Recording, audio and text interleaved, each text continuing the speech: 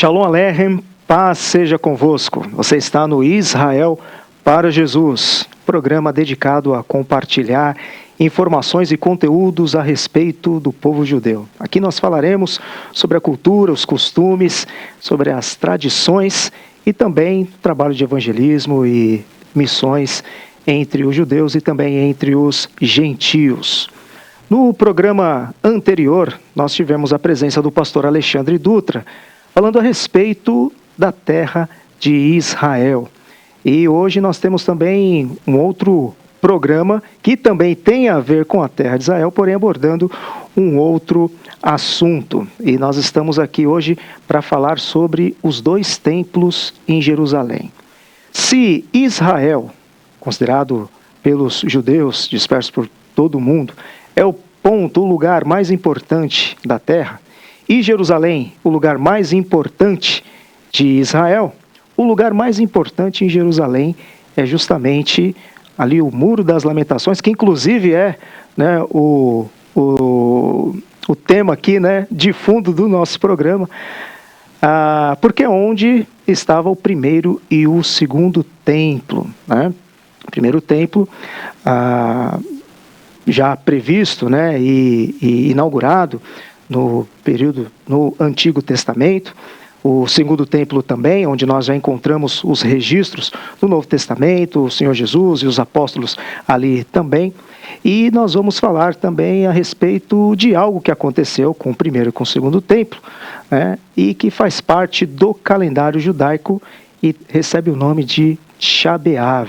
E para falar sobre esse tema, mais uma vez nós estamos com o pastor Alexandre Dutra. Pastor, mais uma vez, obrigado por estar conosco no Israel para Jesus. Aleichem Shalom, prazer é meu de estar aqui com vocês. Pastor Alexandre, mais uma vez, sempre é bom a gente apresentar, né, os nossos convidados. Pastor, diretor do Amigos de Sião, pastor Alexandre é formado em teologia, mestrado em língua hebraica e cultura judaica pela USP, também especialização pelo Centro de Cultura Judaica, atual Unibis Cultural em Cultura Judaica. Também foi aluno no CME, no Conhecer o Messias nas Escrituras, do Instituto Tzadik. Também é mestre em Teologia Sistemática. Não é mesmo, pastor Alexandre? Está concluindo.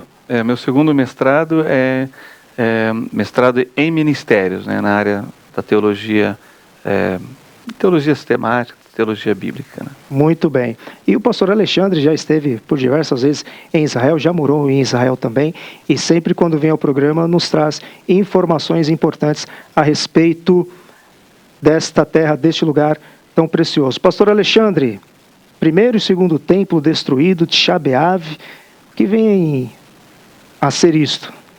Pois é, Tisha B'Av quer dizer 9 de Av. Tisha é o número, né, 9, que coincidentemente foi na mesma data, anos diferentes, que ambos os templos foram destruídos. Foi no Tisha B'Av de 586 antes do Messias que o templo foi destruído por Nabucodonosor, né, pela Babilônia. E também foi no 9 Tisha B'Av, no 9 de Av, que o templo judaico foi destruído, né, pelo Império Romano no ano 70 depois de Cristo pelo general Tito. Então, é uma trágica coincidência em que, a cada ano, a comunidade judaica no Brasil e em outras partes do mundo, e principalmente em Israel, se reúnem para fazer um jejum, né? Um chamamento de pesar pela destruição dos templos lá em Jerusalém, no Monte do Templo, que não é uma celebração, né? Como a gente vê nas demais festas de Israel, e sim um tempo de pesar, de jejum, de reflexão sobre por que, né, isso aconteceu na história de Israel. E por que isso aconteceu na história de Israel, pastor Alexandre? Porque o templo é algo extremamente importante, né? Foi previsto e foi determinado e feito pelo Senhor, né? Ao mesmo tempo, o Senhor permite que tudo aquilo aconteceu, né? Por que os templos foram destruídos? São vários comentaristas, várias ideias expostas, né, pelos rabinos até hoje. Porém, as duas referências que nós temos para saber o que levou a permissão divina da destruição do templo está lá no profeta Jeremias. Então, recomendo que aqueles que nos assistem façam a leitura, né, de Jeremias com essa perspectiva. Por quê? E com essa pergunta: por que Deus permitiu que aquilo acontecesse? E você vai ver o afastamento do povo em relação a Deus, a questão de quebrar os mandamentos, de desobedecer à lei de Deus, né, de um sacrifício, ofertas que eram feitas de qualquer jeito, de qualquer forma, ignorando, né, a presença de Deus, porque o templo era o símbolo da presença de Deus no meio do povo. Então Jeremias se levanta e vai pontuando esses pecados da nação e dizendo: olha, se vocês não se arrependerem, né, Deus virá e removerá o templo. E Jeremias vai dizer mais: vocês estão se fiando, na verdade, né, no templo, e dizendo: não, Deus jamais vai permitir que sejamos vencidos ou derrotados, porque aqui está o símbolo da presença dele. Mas o Senhor então se afasta, deixa de habitar ali e permite então o juízo que ele mesmo convoca, vindo, né, da Babilônia. Jeremias narra isso com uma poesia e uma forma muito realística do que iria acontecer, e aconteceu exatamente como ele disse que aconteceria. E também o livro de Lamentações, que fala justamente sobre a destruição do templo. Então são esses dois livros que vai contar para a gente em detalhes o que levou, né, à destruição do templo. O pecado do povo, o se afastar da presença de Deus, o tratar o culto a Deus de forma automática, sem vida, e se fiar num símbolo da presença de Deus, sendo que nós sabemos, e Deus disse: isso é pedra, isso é madeira, isso é ouro, isso não pode me conter. Né? O mundo não pode conter a presença de Deus, a glória de Deus, a majestade de Deus. O templo, então, era um sinal de benevolência, misericórdia e graça de Deus, de vir habitar no meio do povo, ou seja, estar entre o povo. E, claro, já aproveito aqui o gancho e faço um alerta, né? Essa fala é muito parecida lá do Senhor Jesus com as igrejas, 7 igrejas do Apocalipse, né? E quando ele fala para Éfeso, né, que devia voltar para o primeiro amor, senão ele viria e tiraria, né, a menorá, o castiçal, do lugar deles, que é o símbolo da presença de Jesus na igreja. Então percebam que essas advertências do profeta e do Senhor Jesus, né, coube muito bem para Israel e cabe muito bem para a igreja até os dias de hoje. E da mesma forma que o Senhor Deus também executou juízo sobre Faraó e sobre o Egito, né, na Páscoa, aqui também há um juízo também sobre os babilônios, né? Sim, quando você lê o profeta Jeremias, você vai ver uma palavra de juízo contra a Babilônia, justamente porque eles se excederam no juízo divino. Deus vai dizer que Nabucodonosor é uma navalha alugada, mas que ele corta mais profundo, que ele se excede no juízo, né, contra o povo de Israel. Então ele se volta contra a Babilônia e usa, olha só que interessante, né, os medo-persas, na figura de Ciro o Grande, que vai também vencer e dominar no lugar do império da Babilônia. E aí nós temos os persas ascendendo, né? Inclusive, os persas vão ser muito mais benevolentes com Israel, através de Ciro, permitindo, né, que o povo volte do cativeiro para reconstruir a cidade de Jerusalém e reconstruir o templo, dando carta de autorização, dando recursos, né, financeiros. E ele tem uma relação também muito interessante com o profeta Jeremias. Ele quer levar Jeremias com ele. E Jeremias diz: não, meu lugar é com o povo. Passei com eles a destruição, vou passar com eles a restauração. Então a gente tem essa referência. É claro que o profeta que ficou mais famoso nessa relação com o rei persa, né, foi o profeta Daniel, que inclusive fala da reconstrução do templo e aponta para uma questão escatológica também, né, envolvendo a reconstrução do templo em Jerusalém para o futuro. Que foi um templo em proporções de tamanho menor do que foi o primeiro templo, né?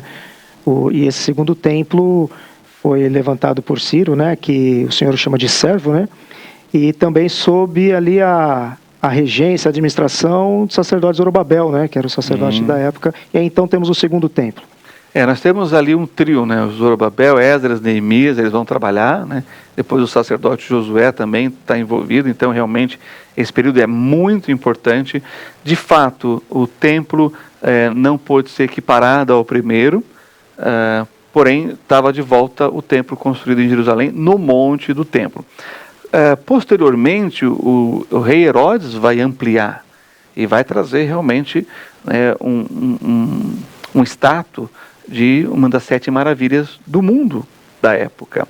E realmente é impressionante até hoje você andar ali no Ofel, né, ou sobre o monte do templo e ver aquelas pedras que provavelmente eram do templo, muitas das quais você vai pisar nelas ou foram colocadas depois nas muralhas para defender a cidade. Mas a gente pode perceber essa grandiosidade. Além disso, né, através de viagens para Jerusalém, você pode fazer uma visita ao túnel do templo. Você tem o monte do templo, a chamada Esplanada das Mesquitas, né, pelos árabes, e monte do templo pelos judeus. Então dá para ter uma dimensão do que era aquilo na época de Herodes, com essa ampliação. Mas você pode também andar dentro do monte e descobrir toda a preparação que foi feita ali. E os arqueólogos não sabem se algumas coisas foram levadas ali, algumas pedras, ou se foram escavadas ali.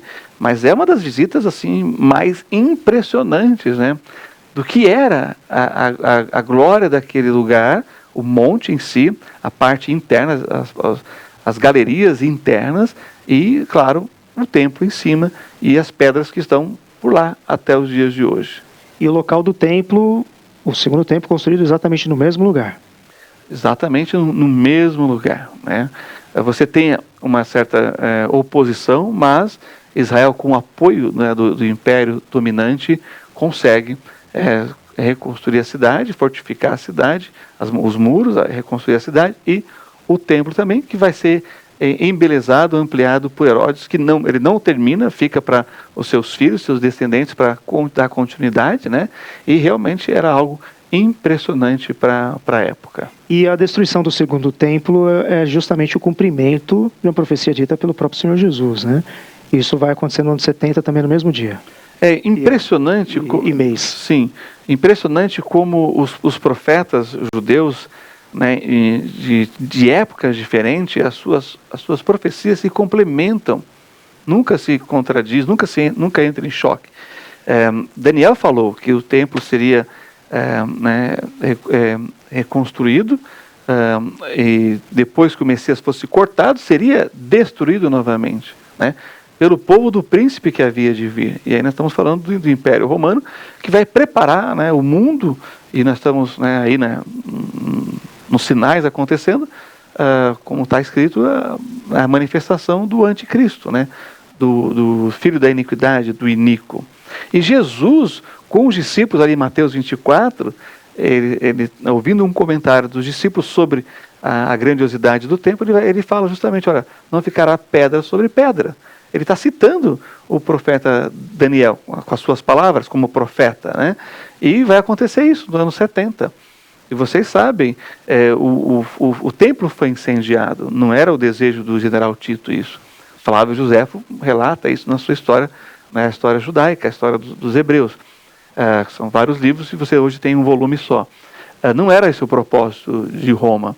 E como o templo foi incendiado, e não se sabe se foi a resistência ou o ataque, né, a dúvida, eu acho muito mais provável, né, de algum soldado romano, né, algum grupo de soldados romanos.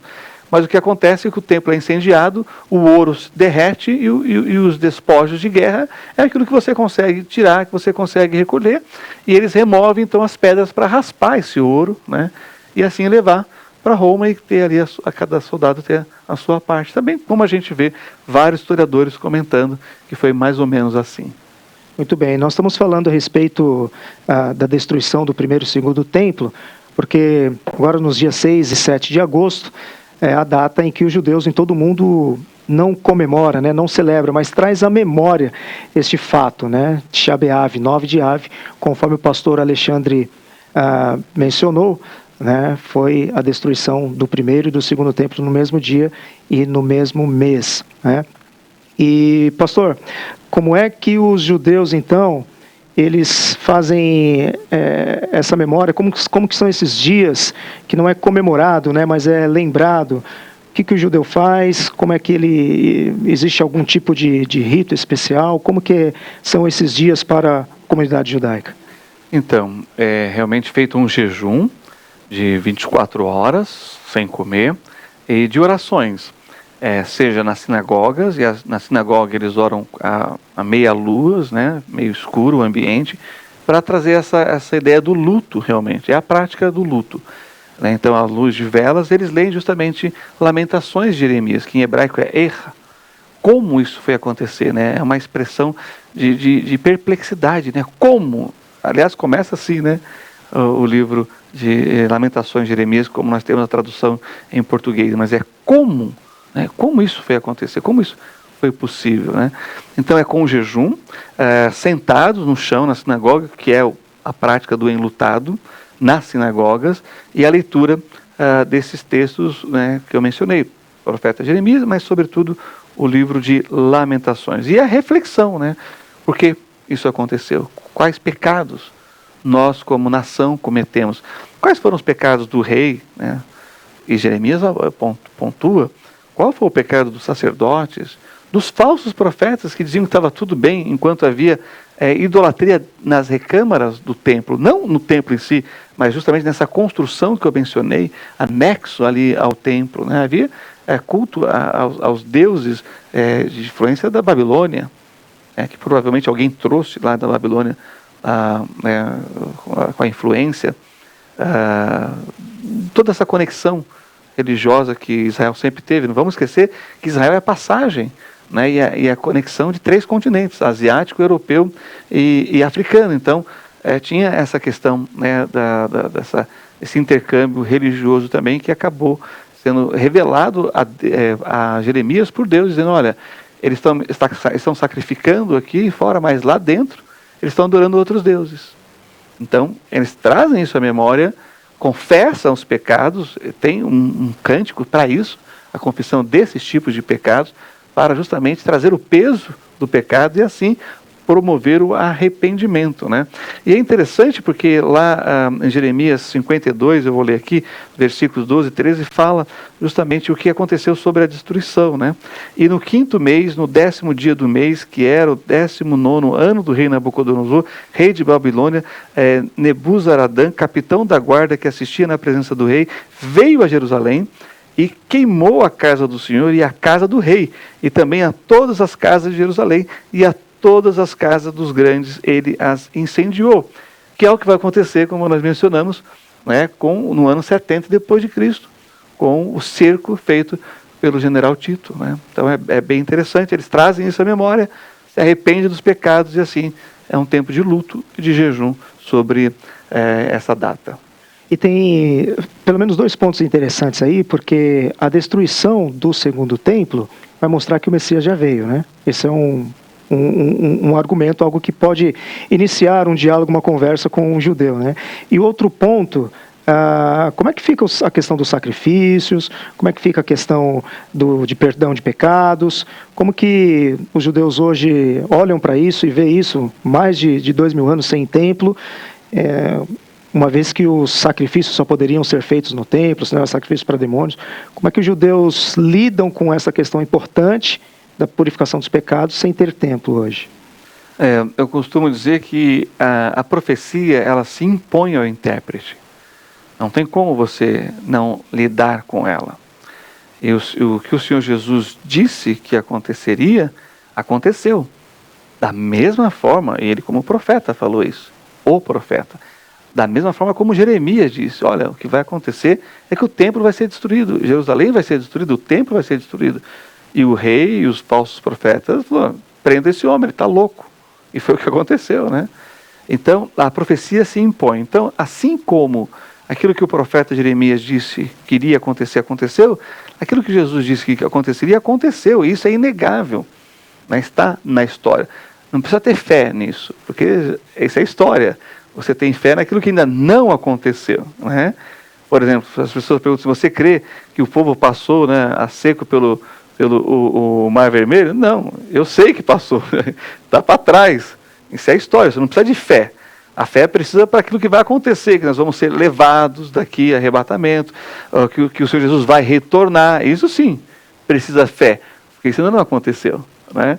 Então, quando você está conversando com um judeu testemunhando de Jesus como o Messias, você cita essas passagens que têm o seu cumprimento na história. Não é? Agora,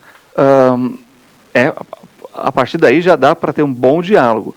Porém, tanto o profeta Jeremias quanto os escritos proféticos dos apóstolos vai falar sobre o futuro, e esse futuro inclui a reconstrução de um terceiro templo. E depois de 48, os judeus viram essa possibilidade, mais os judeus religiosos, os judeus ortodoxos.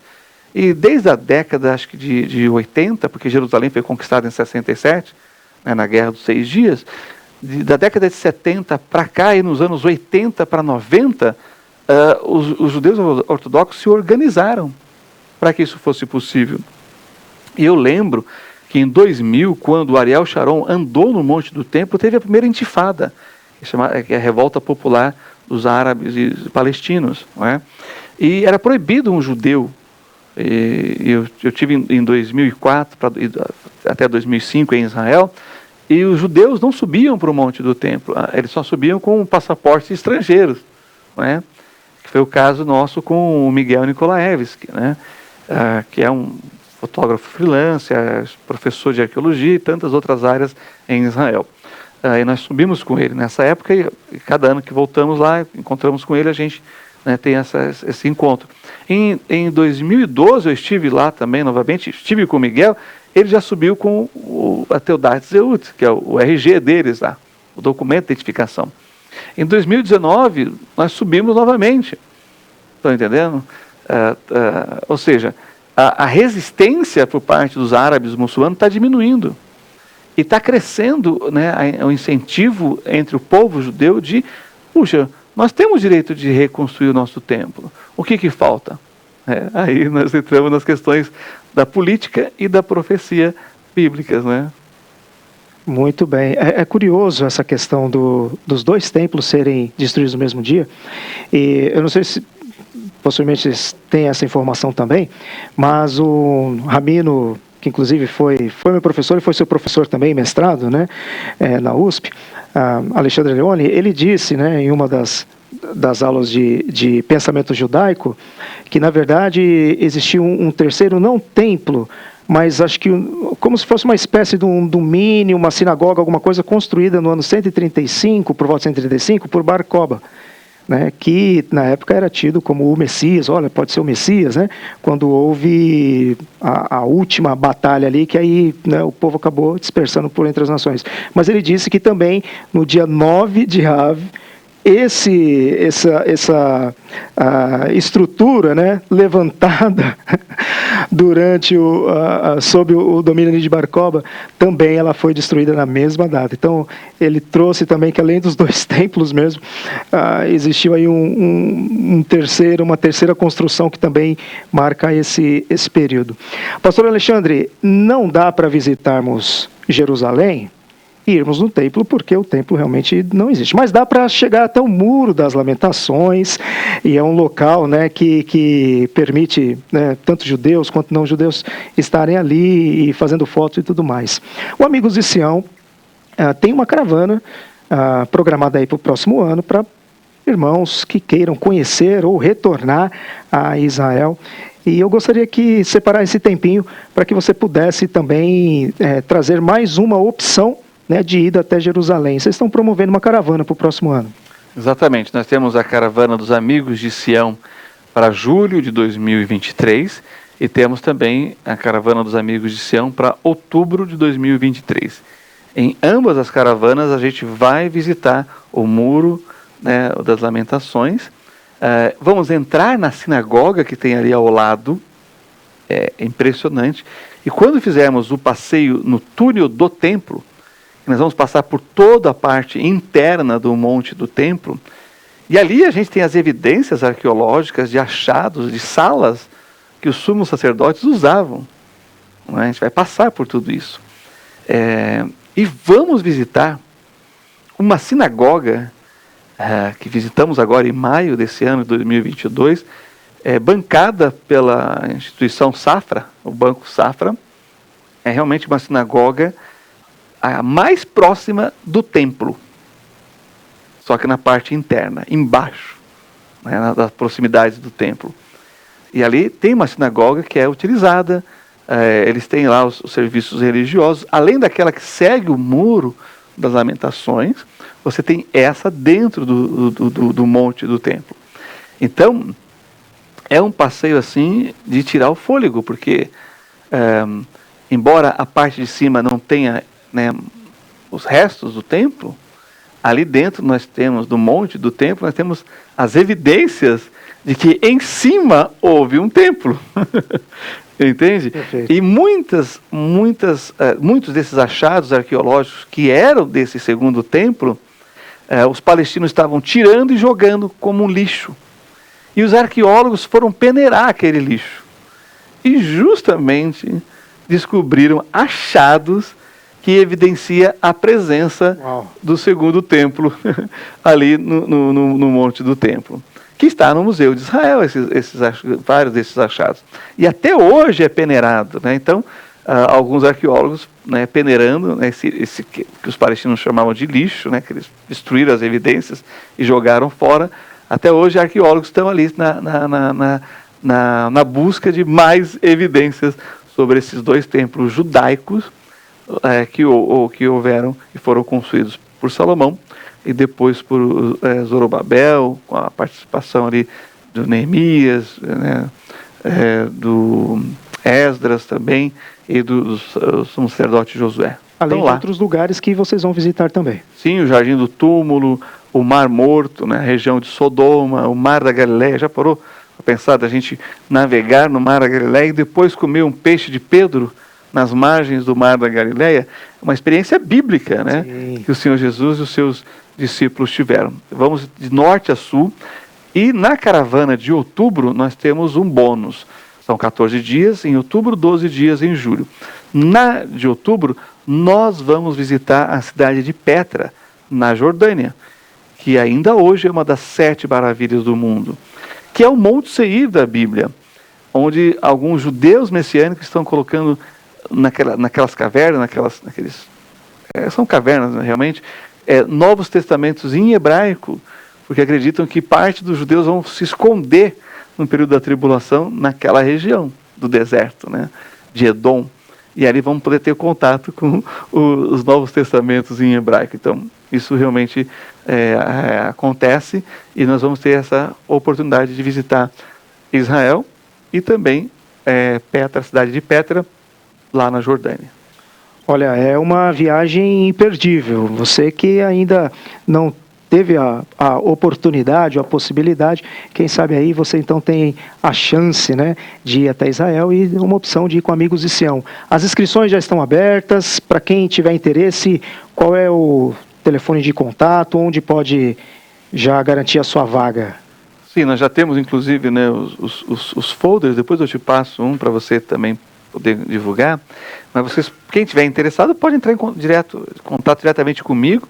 O meu celular e WhatsApp é o 11 aqui de São Paulo, 97533-2159, e também, né, você pode nos acompanhar no Instagram dos Amigos de Sião. Hoje mesmo eu postei uma foto, né, da parte da muralha interna de Jerusalém, né, dá para ver ali o espaço que você tem para caminhar ali, né, e ao fundo você tem o Vale de Rinom, o Vale de Cedron, e para frente no alto a região ali do quase na divisa com o Monte das Oliveiras, né? Então a gente vai sempre colocando essas fotos agora, recente, de maio de 2022. E também no Facebook, pode enviar mensagem e nos acompanhar no canal do YouTube, que a gente sempre, né, faz aí as chamadas para a caravana dos Amigos de Sião. Maravilha, pastor Alexandre, muito obrigado, mais uma vez estar conosco, sempre abrindo espaço na sua agenda para a gente bater um papo aqui referente às coisas de Israel. Como ex-aluno e professor convidado, é sempre um prazer, e está aí o convite. Você quer conhecer mais desses temas, né? Vai fazer o curso Conhecendo Jesus através das Escrituras, né? do Instituto Sadiq Baemuná. Todos estão convidados e serão, em algum momento, meus alunos. Vai ser um prazer. É verdade. O pastor Alexandre não disse na apresentação, mas como ele bem disse, é um dos nossos professores convidado nos nossos cursos. Nós queremos então agradecer você que esteve assistindo esse programa e chegou até o final aqui conosco. Muito obrigado, Deus abençoe você. E sempre lembrando para que você possa estar orando, intercedendo pelos trabalhos de evangelismo, trabalho missionário entre os judeus. Desejo a vocês um shalom aleichem, paz seja convosco, um grande abraço e até o nosso próximo programa.